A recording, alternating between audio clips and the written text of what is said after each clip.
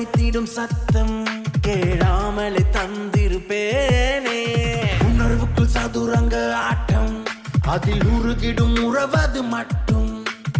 எதை எடுத்திட இந்த திட்டம், நீ கேளாமலே தந்திருப்பேனே. முகமூடி அணிகின்ற உலகம் இது, உண்மை முகம் இங்கே தெரியுது. அடியாவும் தைக்கும் ரணமும் இது, பொய்மை அறியாமை கருகுது.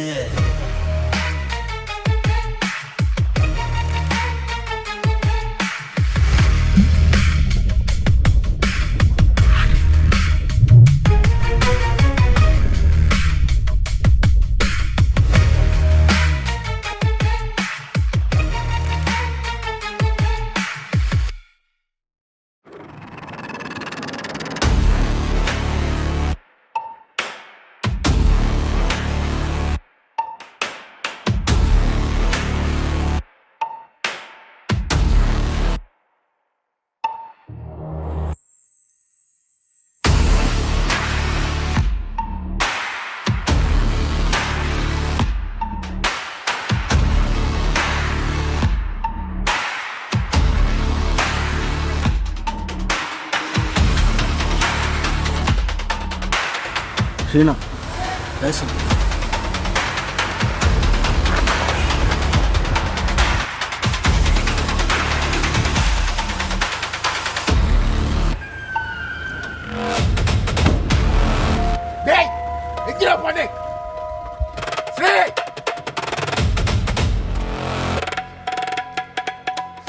ஃபோன் வேலை செய்யலையா? ஃபோன் வெட்டிலங்க, ஃபோன் ஆஃப். சார்ஜ் பண்ணுங்கடா, நல்லா சார்ஜ் பண்ணுங்க. நீங்க சார்ஜ் பண்ணி முடியுங்களா? என் பேட்டரி இறங்குதே. என்னடா சொன்ன, என்னாச்சு? என்ன கேஸ்? போலீஸ்ல என்ன சொன்னாங்க? ஏன் இவ்வளோ டென்ஷனாக இருக்கீங்க? நீ என்ன தவிர வேற யாருக்காவது வேலை செய்யறியா? பைத்தியம் வடா என்ன? நான் யார்கிட்ட இப்படி வேலை செய்ய போகிறேன்? டயசனை விட்டால் இந்த ஏரியாவில் வேறு யார் இருக்கா பெரிய ஆள்? அப்படி எதுவும் இல்லைண்ணே. போலீஸ் நம்மள ஒரு பெரிய கேஸ் போட பார்க்குறாங்க. பெரிய கேஸ்? என்ன கேஸுண்ணே? 23 பேரை காணாமா. அதுக்கு போலீஸுக்கு நம்ம மேல சந்தேகம் இருக்கான். அதுக்கு நாங்கள் என்ன பண்ண முடியும்? நாங்கள் பண்ணுற பிஸ்னஸ் தான் போலீஸ்க்கு தெரியுமே. அவங்க நான் பப்பாவா? நல்லா தேடி பாரு. இது ருக்ஷாண்ட கேமா கூட இருக்கான்.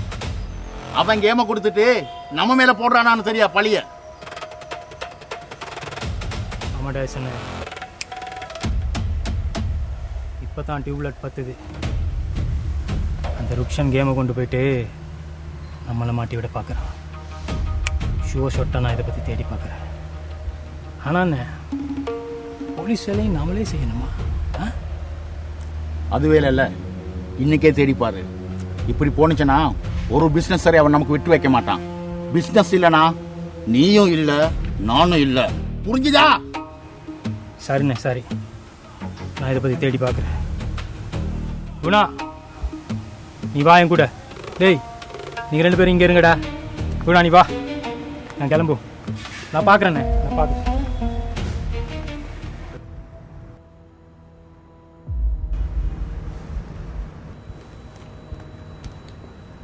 ஏன்பா கவலையாகவே இருக்கிறீங்க?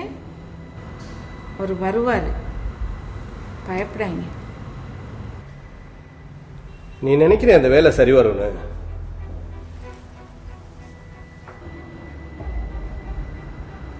எனக்கு பயமா இருக்கு. பயப்படாமல் இருங்க. எப்போ பார்த்தாலும் யாரையும் நம்புறதே இல்லை. நீங்கள் அந்த கம்பெனியில் வேலை செய்கிறவங்கள பார்க்குற மாதிரியே மைந்த சரையும் பார்க்குறீங்க. யாரையும் எப்பவும் நீங்கள் நம்புறதே இல்லை. நீங்கள் பயப்படாமல் இருங்க. எனக்கு அவர் மேலே நம்பிக்கை இருக்குது.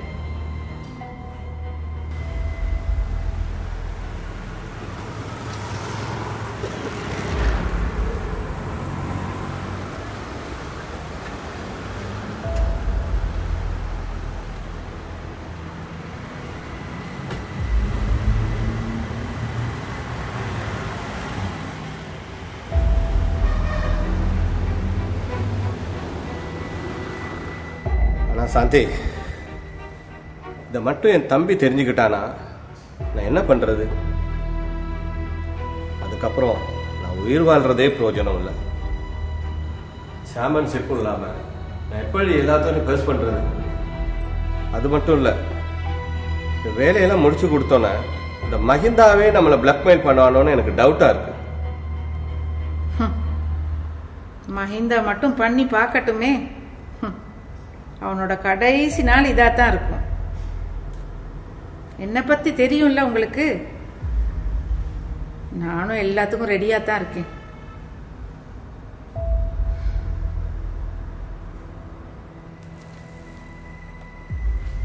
Good evening. நான் லேட் இல்லை, நான் நேரத்துக்கு வந்துட்டேன். Good evening sir. வாங்க வாங்க. Good evening sir. சரி,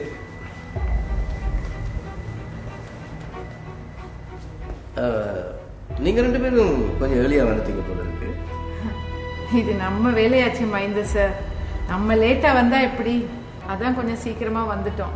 அதோட பேங்க்லேயும் கொஞ்சம் வேலை இருந்துச்சா, அதான். திருவிழான்னு வந்துட்டா தேர்தலுக்கு முன்னுக்கு வந்து தானே ஆகணும்.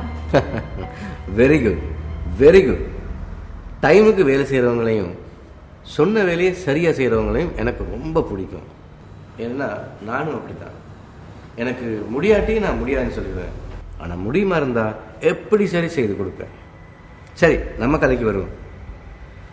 நம்ம வேலையில் பாதி வேலையை நான் முடிச்சிட்டேன். பாதி வேலையா? என்னம்மா இந்த சார், இது பாதியில் பண்ணி முடிக்கிற வேலை இல்லையே. அப்பா, ஏன் இப்போ டென்ஷன் ஆகுறீங்க? அவர் சொல்ல வந்ததை சொல்ல விடுங்க. இது ஒன்றும் உங்கள் ஆஃபீஸ் இல்லை.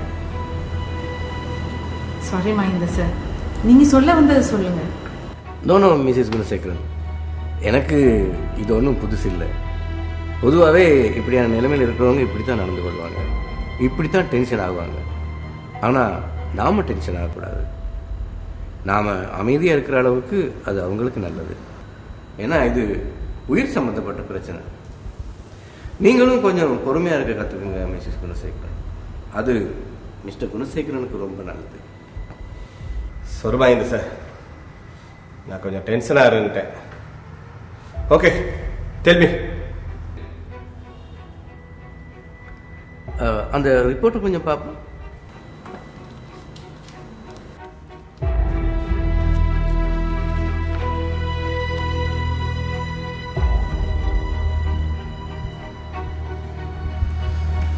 ஓகே, நான் நம்ம வேலையில் பாதி வேலையை முடிச்சிட்டேன்னு சொன்னேன் இல்லையா? டோனர் கிடைச்சிட்டாரு. உங்கள் ரிப்போர்ட்ஸ் எல்லாம் 100% மேட்ச் ஆகுது.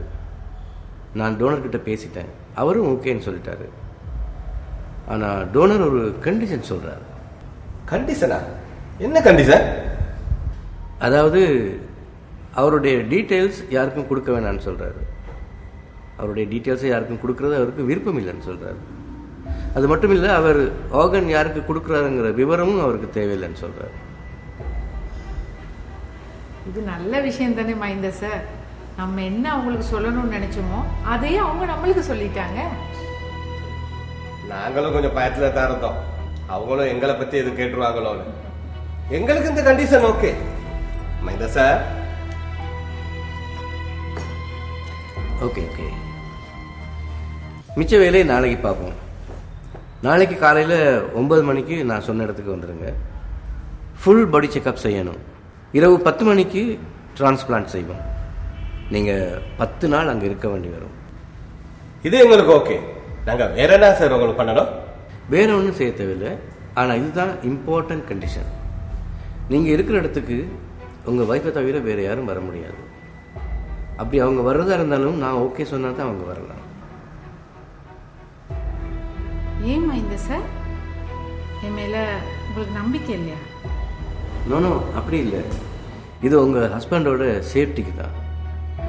நீங்கள் வந்து ஒரு இன்ஃபெக்ஷன் வந்துடுச்சுன்னு சொன்னால் இந்த ஆப்ரேஷன் ஃபெயிலியர் ஆகிடும். அப்புறம் இவரோட உயிரை என்னாலேயே காப்பாற்ற முடியாது. ஓகே ஓகே சார், கிளியராக புரிஞ்சுது. இது ஓகே எங்களுக்கு. மஹிந்த சார், இதில் 5 இருக்கு. மிச்சம் 5 நாளை கொண்டு வந்து தட்டுமா? காலையில் எங்கே கொண்டு வந்து தர? நாளைக்கு காலையில்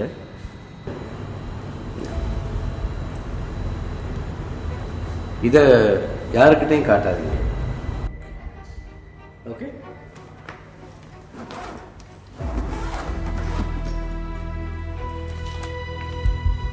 ஓகே பை பை சார். போயிட்டு வாங்க சார்.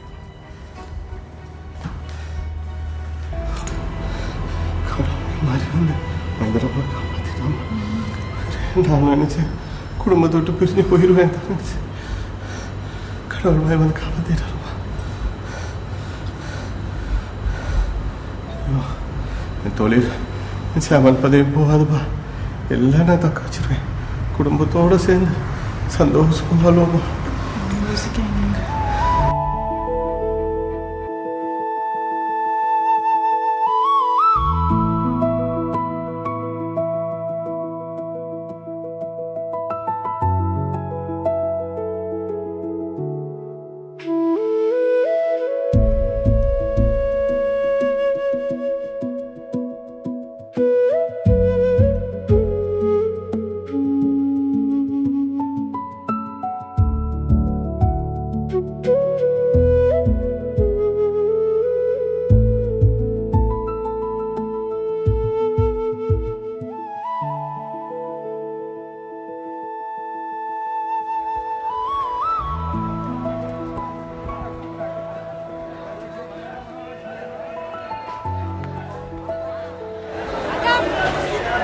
என்ன 2 நாளா பட்டாம்பூச்சி இந்த பக்கமே காணோம். சரி வெளியில வைக்க வேண்டிய அளவுக்கு திங்ஸ் வைக்க முடியுமா? வைத்தியம்மா வா ஏத்தி காட்டுறேன்.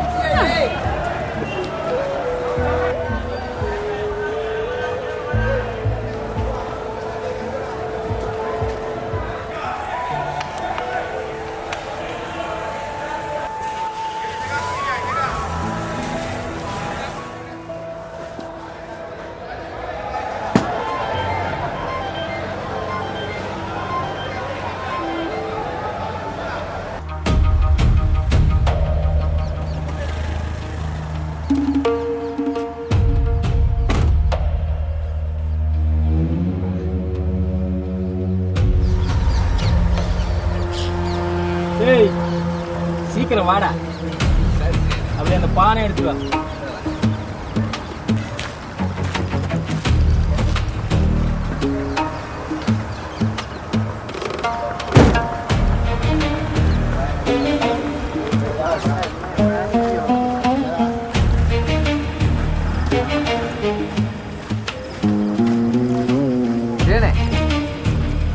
ஏய் இப்படி வாடா.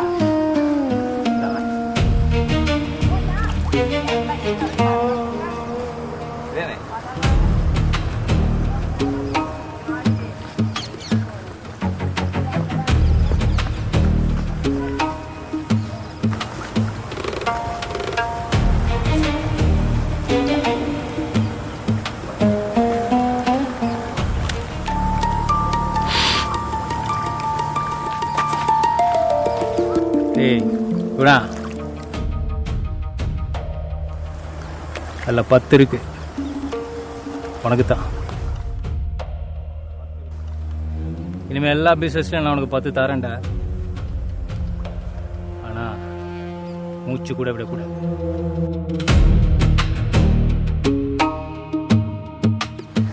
இந்த வேலையெல்லாம் உனக்கும் எனக்கும் மைந்த சாருக்கு மட்டும்தான் தெரியும். ஸ்ரீ அண்ணே தெரியும் தானே என் பொக்க. கொன்னே போட்டாலும் நான் வெளியில சொல்ல மாட்டேன். சரிடா அவனை நம்புறேன். குணா உனக்கு இப்போ 2 வேலை இருக்கு. அந்த காயத்ரி விஷயத்தில் கொஞ்சம் அலர்ட்டாக இருக்கு. அவள் எங்கே போகிறா வாரான்றத நல்லா பாரு. ஸ்ரீ அண்ணே அண்ணன் சொல்லும் போது நான் வேலையை முடிச்சிட்டேன்.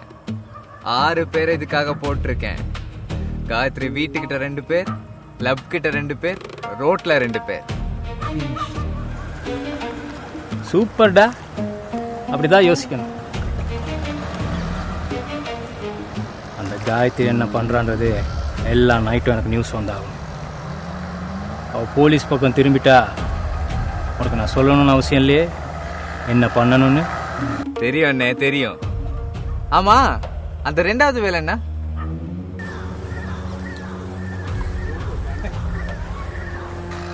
இது ஒரு புது பிஸ்னஸ் தான்.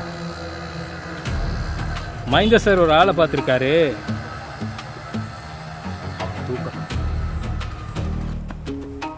போன தடவை மாதிரியே ரோட்லையா? அது கேஸ் இல்ல, ஆள் நடமாட்டம் இல்லாத இடமா பார்த்து தூக்கிடலாம். எப்போ வேணும்?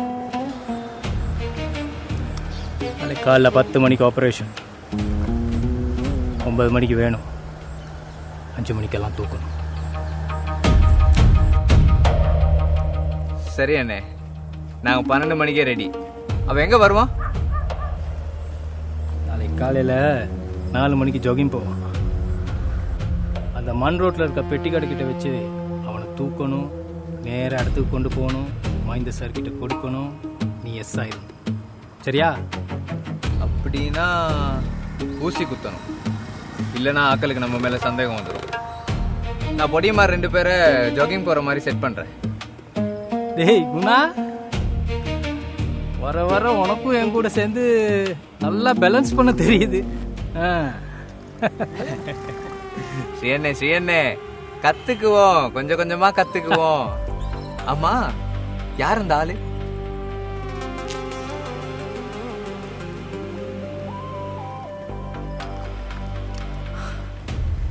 Yes.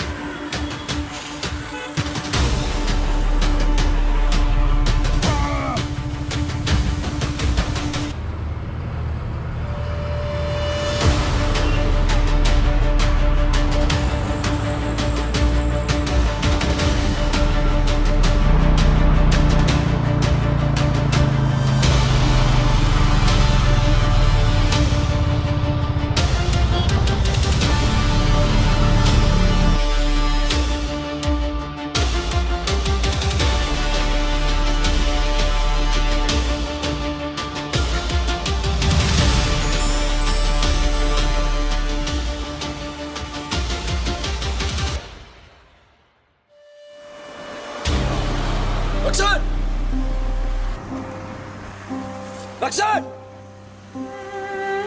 Raksan!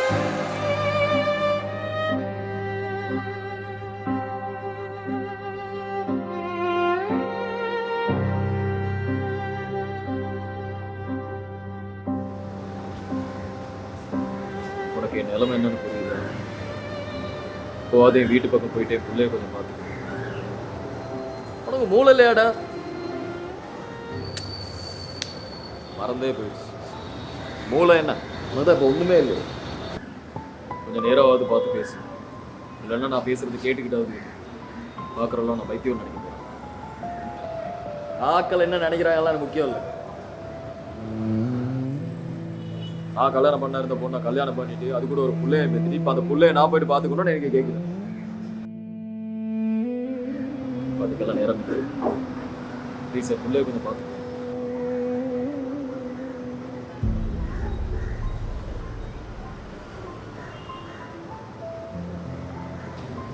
பார் ரக்ஷன், உனக்கு வேணா சூடு சொரணம் இல்லாமல் இருக்கலாம், எனக்கு அது எல்லாமே இருக்கு. பொண்டாட்டி அப்படி என்ன வீட்டை விட்டு வரதுக்கு அப்புறமும் எப்படி நான் வெக்கமான சூடு சொரணம் எதுவுமே எல்லாம் போய் நிற்கிறது? அதெல்லாம் இப்போ மறந்துடு ரக்ஷன். ப்ளீஸ் எனக்கு ஹெல்ப் பண்ணு. நான் எந்த விதமான உதவியுமே இல்லாமல் இருக்கேன். பிள்ளைக்கு எதுவும் நடந்துருமோ எனக்கு பயமா இருக்கு. பார் நீ என் கூட பிறந்தன்றதுக்காக நான் உனக்கு ஹெல்ப் பண்ணுறேன். அதுக்காக வீட்டுக்கெல்லாம் போயிட்டு இருக்க முடியாது. நான் சத்தியம் பண்ணி சொல்கிறேன், பிள்ளைக்கு எந்த பிரச்சனையுமே வராமல் நான் பார்த்துக்கிறேன். இந்த மாதிரி நீயும் எனக்கு நியூஸை கொடுத்துக்கிட்டே இருக்கு. அடுத்து யாரை பலி கொடுக்க போகிறாங்கன்றது தேடுறதுக்கு ஒன்றுமே இல்லை. எனக்கு டயஸ்னு வரும். டயஸ் ஸ்ரீ கடைசியில் குரு மேலே கை வைக்கிற. நான் போகிற விஷயம் நான் சொன்னதை பற்றி கொஞ்சம் யோசி.